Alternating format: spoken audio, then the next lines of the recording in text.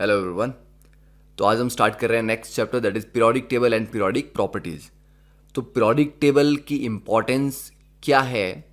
तो अगर general level पे देखा जाए तो डे टू डे लाइफ में केमिस्ट्री स्टूडेंट्स के लिए it is very much important, क्योंकि डिफरेंट डिफरेंट एलिमेंट्स के एटॉमिक नंबर, मास नंबर और उनकी प्रॉपर्टीज़ कैसे रिलेट हम कर सकते हैं आपस में। जैसे कि अगर हम बात करें ग्रुप नंबर 1 की, अल्कली मेटल, तो lithium, sodium, potassium, rubidium, caesium, इन सब की प्रॉपर्टीज सिमिलर हैं। तो पीरियोडिक टेबल सभी एलिमेंट्स को इस तरह से अरेंज करता है कि सिमिलर प्रॉपर्टीज वाले एलिमेंट्स एक वर्टिकल लाइन में आते हैं। तो प्रॉपर्टीज को स्टडी करना इजी हो जाता है। और अगर आपको सोडियम की प्रॉपर्टी के बारे में पता है तो पोटाशियम की प्रॉपर्टीज भी कुछ कुछ वैसी ही होंगी। तो प्रॉपर्टीज को प्रिडिक्ट करना भी इजी हो जाता है। ठीक है, तो इट्स अ रिमार्केबल डेमोन्स्ट्रेशन कि इतने सारे एलिमेंट्स हैं तो वो सारे के सारे एलिमेंट्स रैंडम प्रॉपर्टीज शो नहीं कर रहे, बल्कि उनकी प्रॉपर्टीज के बीच में कुछ पीरियोडिक ट्रेंड्स आ रहे हैं। ठीक है, कि जैसे लिथियम है, फिर बेरिलियम की डिफरेंट है, फिर आप boron, carbon, nitrogen, oxygen, fluorine, neon तक गए। फिर जब नेक्स्ट वापस आए सोडियम पे तो उसकी प्रॉपर्टी लिथियम जैसी है। फिर सोडियम 11 है, इसके बाद 12, 13, 14, 15, 16, 17, 18 के बाद फिर से आप 19 पे आ रहे हो तो प्रॉपर्टीज सिमिलर आ रही हैं। तो मतलब एक सर्टेन गैप के बाद प्रॉपर्टीज रिपीट कर रही हैं अपने आप को। तो ये एक पीरियोडिक ट्रेंड है कि एक पीरियड के बाद फिर से वही प्रॉपर्टीज देखने को मिलती हैं। ओके, तो इसको पढ़ना बहुत इंपॉर्टेंट है, क्योंकि नए नए एलिमेंट्स जो हैं उनकी प्रॉपर्टीज को प्रिडिक्ट करना भी पॉसिबल है कि इस पीरियड में या इस ग्रुप में प्रॉपर्टीज कैसे वेरी करेंगे। तो वो हम पूरा इस टॉपिक में, इस चैप्टर में समझेंगे कि जब हम लेफ्ट से राइट जाते हैं, देखो दिस एरो कि लेफ्ट से राइट जा रहे हो तो ये क्या होता है? पीरियड। तो पीरियड होता है लेफ्ट से राइट। जैसे कि ये फर्स्ट पीरियड है, फर्स्ट पीरियड में कौन है? हाइड्रोजन और हीलियम। ये सेकंड, दूसरी जो लाइन है, lithium, beryllium, boron, carbon, nitrogen, oxygen, fluorine, neon. तो ये जो सेकंड लाइन है ये सेकंड पीरियड है। ये थर्ड पीरियड है, ये फोर्थ पीरियड, फिफ्थ, सिक्स और सेवन्थ। तो हमारे पीरियोडिक टेबल में हमारे पास 7 पीरियड हैं। तो पीरियड क्या होगा? एक हॉरिजॉन्टल रो। ठीक है, और जो डाउनवर्ड आप मूव करते हैं वर्टिकल रोज को बोलते हैं ग्रुप्स। जैसे कि ये ग्रुप 1 है, लिथियम से लेके फ्रांशियम तक। ग्रुप 2 है, बेरिलियम से लेके रेडियम तक।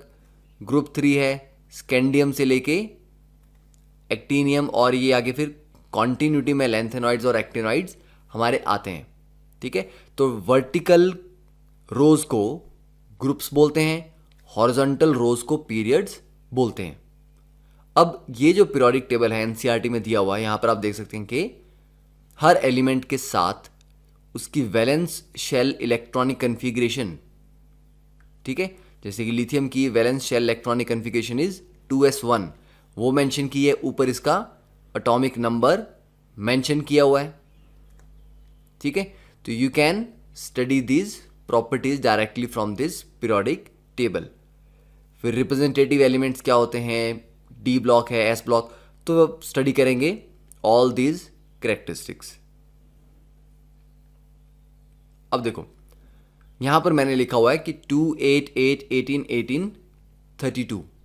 मतलब अगर हम पहले पीरियड की बात करें, ठीक है, ये यहां पर अगर हम पीरियड्स को अरेंज करते हैं, ठीक है, तो फर्स्ट पीरियड में कौन है? हाइड्रोजन और हीलियम।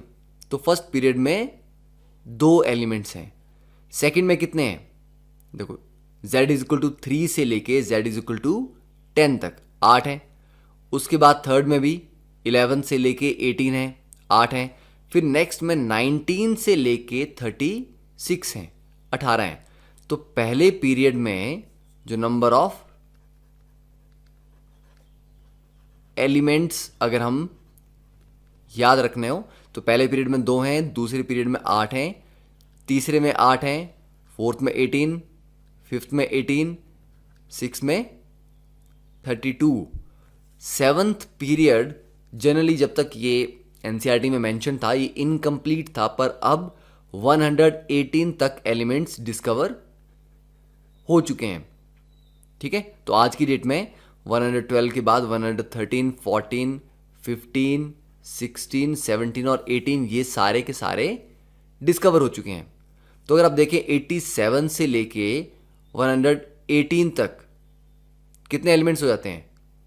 That is also 32।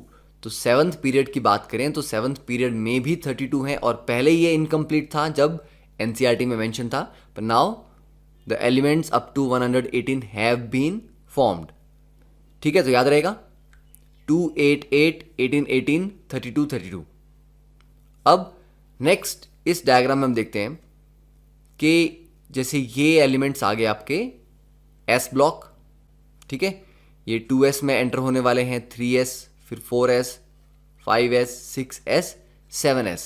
तो बेसिकली ये हमारे पास सेकेंड पीरियड है, ये third period, fourth period, fifth, sixth और 7th।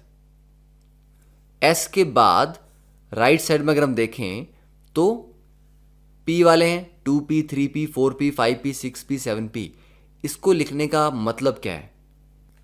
अब अगर हम इस नेक्स्ट इमेज की बात करते हैं, यहां पर ये जो इमेज दी गई है, तो इसको आप एक पर्टिकुलर ट्रेंड से रिलेट करो। जैसे कि यहां पे लिथियम बेरिलियम आउटर मोस्ट कन्फिग्रेशंस क्या है? 2s1, 2s2। सोडियम और मैग्नीशियम के लिए 3s1, 3s2, 4s1, 4s2। मतलब इन दोनों में लास्ट इलेक्ट्रॉन जो वो सिर्फ s में ही आ रहा है, या तो s में 1 है या s में 2 है। ठीक है, तो ये होता है s ब्लॉक। जब लास्ट इलेक्ट्रॉन एंटर करता है s सब शेल में तो उसको s ब्लॉक बोलते हैं। अब अगर हम राइट मोस्ट यहां देखें 13 से लेके 18 तक, तो लास्ट इलेक्ट्रॉन किसमें? यहाँ 2p1 है, यहाँ का 2p2, 2p3, 2p4, 2p5, 2p6। उसके एग्जैक्टली अगर हम नीचे चलें, जैसे ऑक्सीजन अगर 2p4 है तो जस्ट उसके नीचे सल्फर है वो 3p4 है। मतलब लास्ट जो है वो p4 ही है। ये 2p है तो ये 3p है, फिर 4p है, 5p है। मतलब डाउन द ग्रुप जाने पे लास्ट इलेक्ट्रॉन उसी अरेंजमेंट में होगा पर नेक्स्ट शेल में होगा। जैसे ये सेकंड शेल में है, यहां पर ये थर्ड है। ठीक है, n इज इक्वल टू 3 आ गया, या n इज इक्वल टू 4 आ गया, या n इज इक्वल टू 5 आ गया। ठीक है, तो जब लास्ट इलेक्ट्रॉन p में एंटर करता है तो इसको p ब्लॉक बोलते हैं। तो यहां ये दिया गया है ग्रुप नंबर 13 से 18 तक, इसको क्या कहते हैं? p block. ठीक है, देन ग्रुप नंबर 1 और 2 को मिला के क्या बोलते हैं? This is s block. उसके बीच में, ठीक है, बीच में यहां पे मतलब ग्रुप नंबर 3 से लेके ग्रुप नंबर 12 तक। ठीक है, वर्टिकल कॉलम्स आपको बताया था कि ग्रुप्स होते हैं, तो 3 से लेके 12 तक these jointly are called D block. तो यहां पर जो लास्ट इलेक्ट्रॉन है वो डी में एंटर करता है। जैसे 3d1, यहां पर 3d2, 3, फिर 5। तो ये 5 क्यों आया ये हम बाद में देखेंगे कि 4 क्यों नहीं आया। फिर 3d8, फिर उसके बाद 10, 9 क्यों नहीं आया। तो ये भी हम स्टडी करेंगे कि ये एनॉमली क्यों होती है, और एटॉमिक स्ट्रक्चर में ऑलरेडी हम ये डिस्कस कर चुके हैं। तो इस इमेज की हम बात कर रहे थे, तो इस इमेज में लेफ्ट में क्या है? एस ब्लॉक है, राइट में पी ब्लॉक है, बीच में डी है, और अगर आप लेंथेनॉइड्स और एक्टिनॉइड जो एफ ब्लॉक है उसको भी साथ में ही लिख दो तो 4f और 5f में एलिमेंट्स आते हैं। ठीक है, अब इसमें इंपॉर्टेंट चीज आपने एक चीज ये नोट करनी कि नया पीरियड, ठीक है, नया पीरियड कौन सा है?